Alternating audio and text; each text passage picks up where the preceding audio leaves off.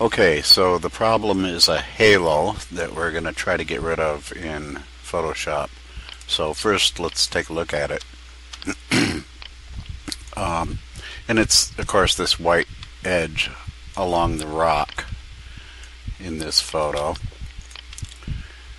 So being Photoshop, there's a lot of ways that I might try to get rid of this, and there's a lot of ways that it can be done, certainly.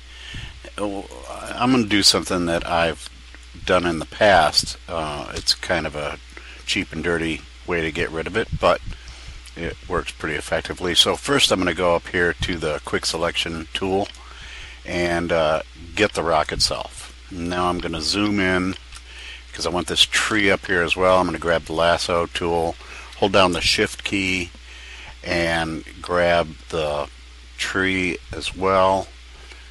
And I'm not being real careful about it, but there we go. So there's my selection. I have the rock and the tree selected, and let me just open up my layers here, and now I'm going to Control C to copy that, and then Control V to paste it onto a new layer, and there it is. Real simple. So now if I turn off the background layer, we can see I've got the rock and the tree selected alone.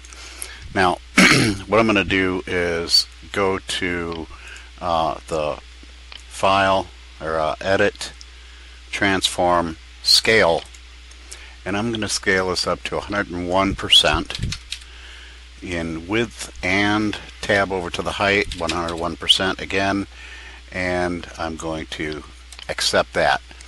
And as I zoom in here, we'll see that if I turn off the pasted layer, we can see how that grew enough to cover up the halo.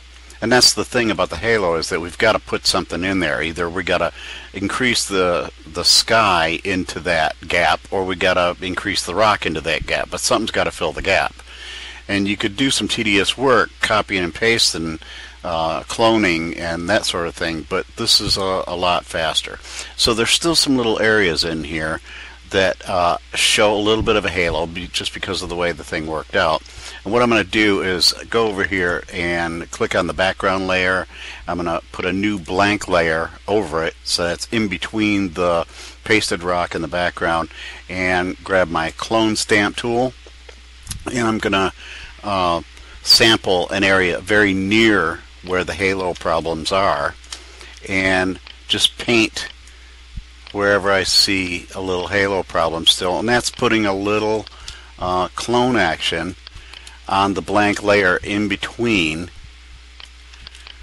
the pasted rock layer and the background, and that will fill in any little gaps that remained after enlarging the main rock.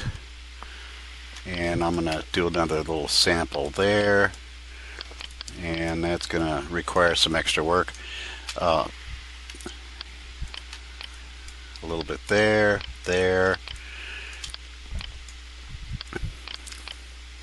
and this is coming along pretty well, I think.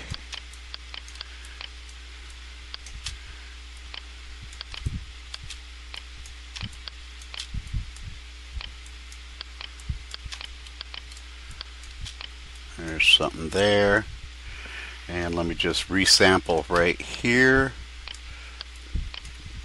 and that pretty much does it.